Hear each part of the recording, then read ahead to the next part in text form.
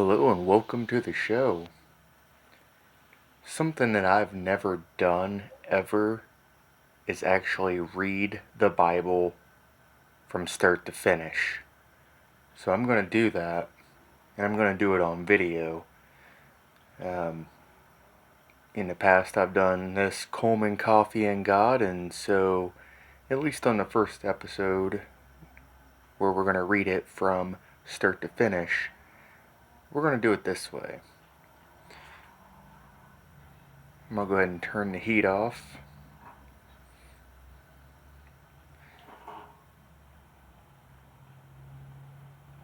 Nice and hot. 1 sugar.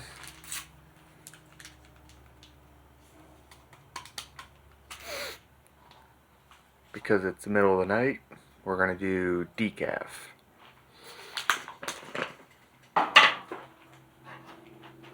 So let's go ahead and get her started. This is the first cup out of this jar.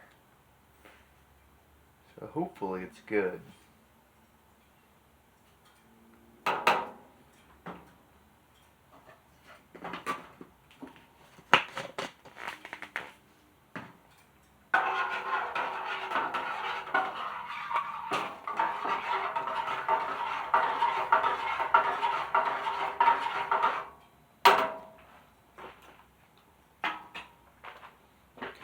Alright, so of course we are going to be in the Holy Bible, the King James Version.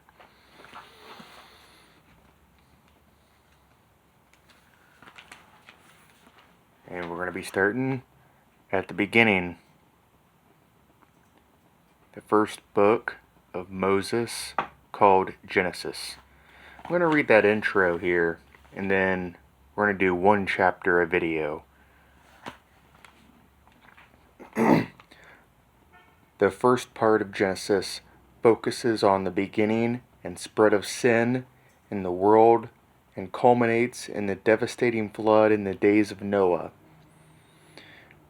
The second part of the book focuses on God's dealing with one man, Abraham, through whom God promises to bring salvation and blessing to the world.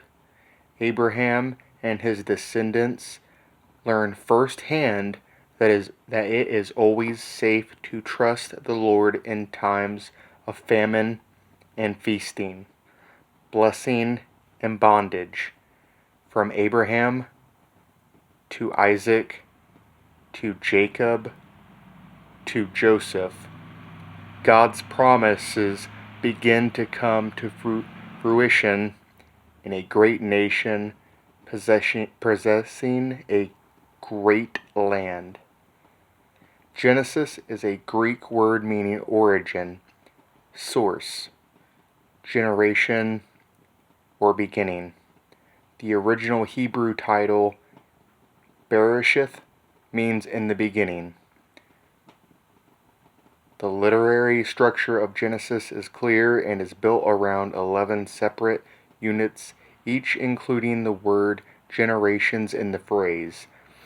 These are generations, or the book of the generations.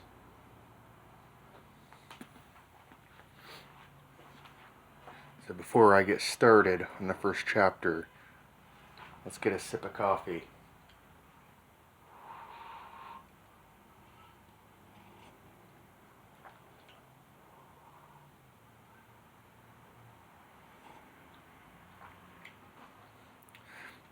Made it nice and dark too.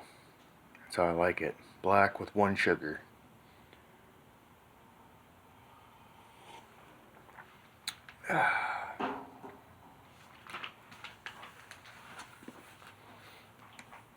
Alright, let's go ahead and get started here. If you want to, you can, if you have your Bible handy, you can read along with me if you like. Anyway, the creation of the world. In the beginning, God created the heaven and the earth. And the earth was without form and void, and darkness was upon the face of the deep. And the Spirit of God moved upon the face of the waters.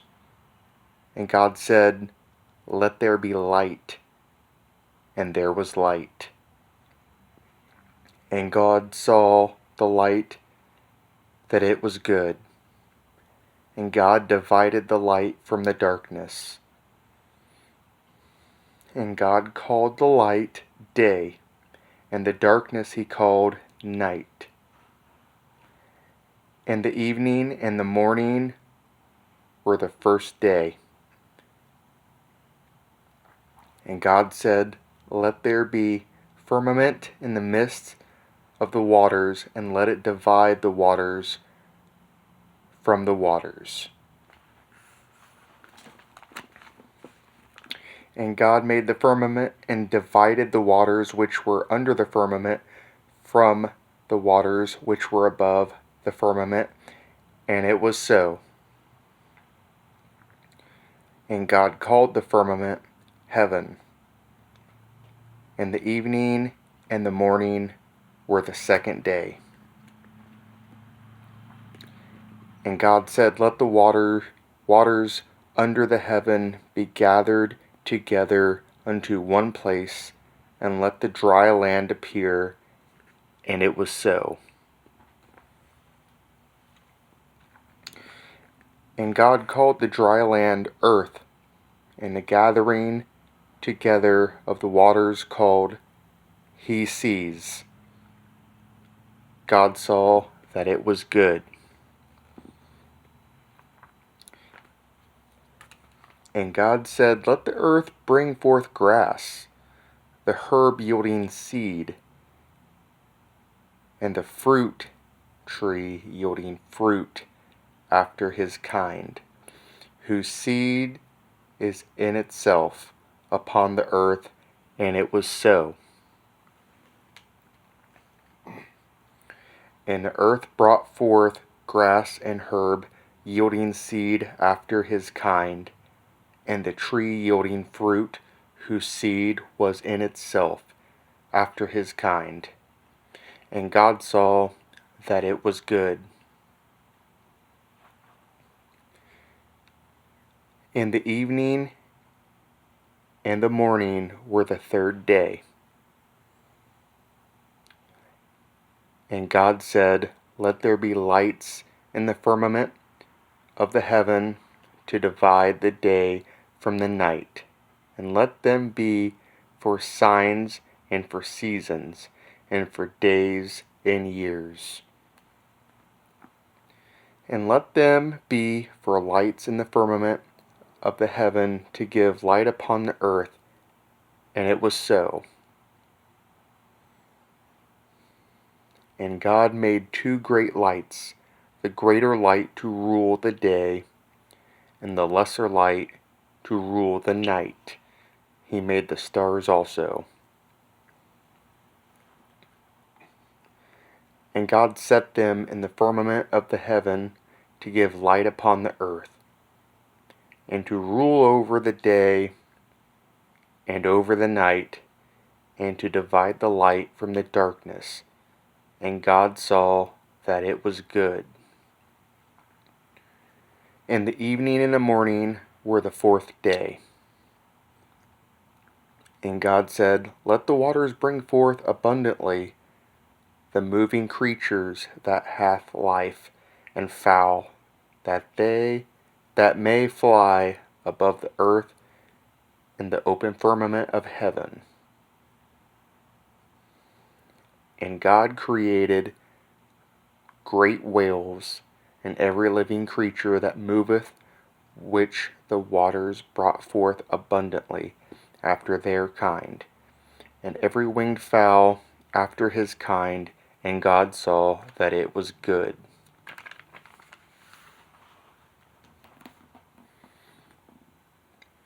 And God blessed them, saying, "Be fruitful and multiply. Fill the waters in the seas, and let fowl multiply in the earth." And the evening and the morning were the fifth day.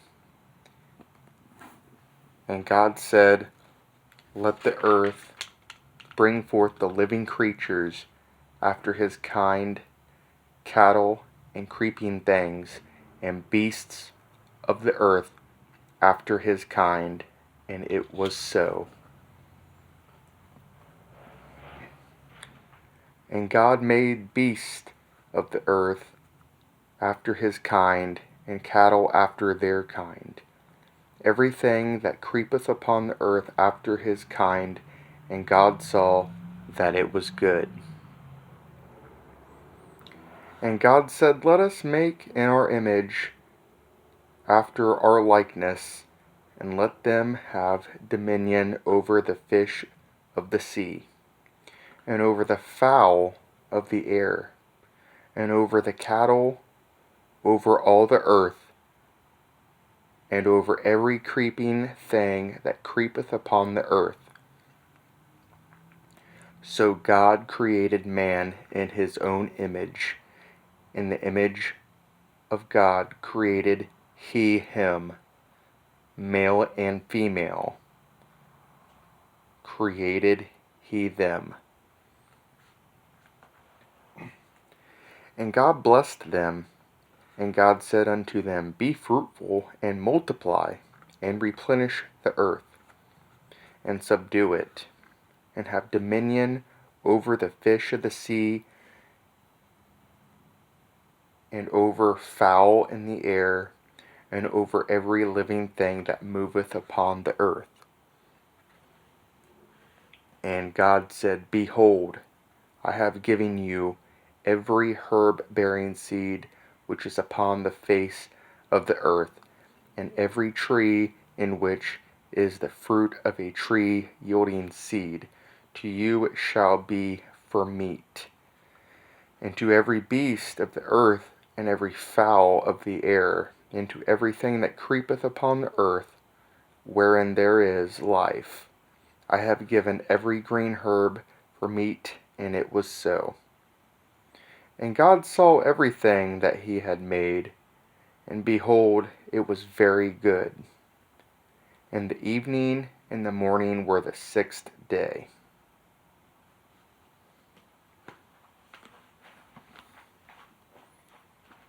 That was Genesis chapter 1.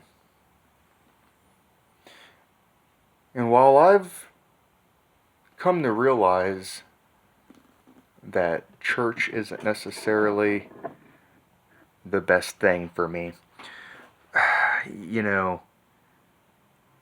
don't recall ever just going through the Bible, even a particular type of study in any church that I've ever went to, where you read it through and through.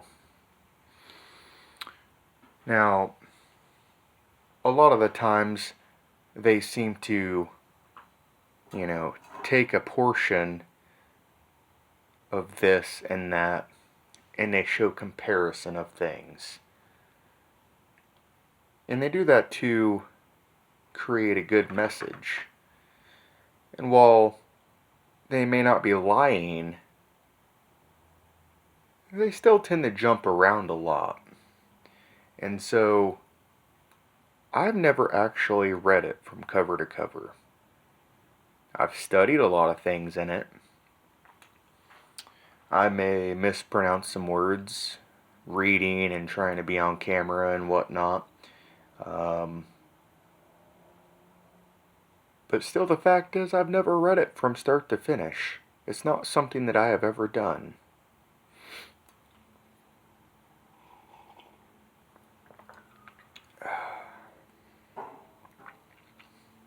And sometimes we need to make sure that we look at our own faults, such as that, for me. I took a step back and I needed to realize that I need to read it from cover to cover. And so, that's what we're going to be doing here. Whether it be like this, maybe other episodes, I'll face the camera. I don't know. But the point is, we need to read the whole thing. Don't be content to jump around and read sections of the Bible that the preacher assigns. That doesn't mean the message isn't good, like I said. It can be a very good message. But we need to read the whole thing. Anyways, I thank you for watching. If you watched this long, God bless you. God bless all people. I hope you have a great day.